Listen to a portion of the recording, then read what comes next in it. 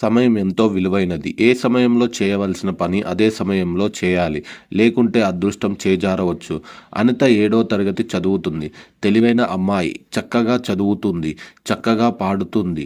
కానీ ఆమెకు కొంచెం నిర్లక్ష్యం, బద్ధకం ఎక్కువ. ప్రతి పనిని వాయిదా వేస్తూ ఉంటుంది.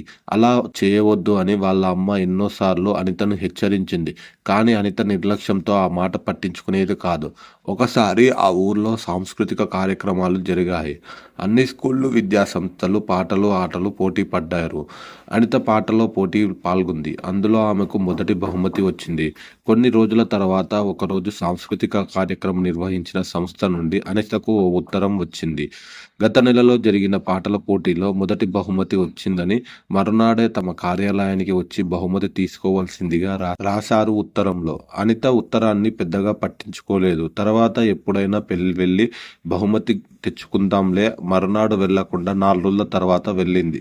ఆ సంస్థ వారు బహుమతితో పాటు పట్టణంలో జరుగుతున్న పెద్ద సర్కస్ చూద్దామని 2 టికెట్లు కూడా ఇచ్చారు. అయితే ఆ టికెట్ అంతకు ముందు రోజు జరిగిన ఆటవి.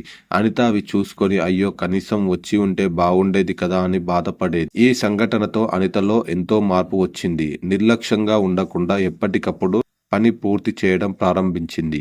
నీతి: ఆలస్యం అమృతం విషం.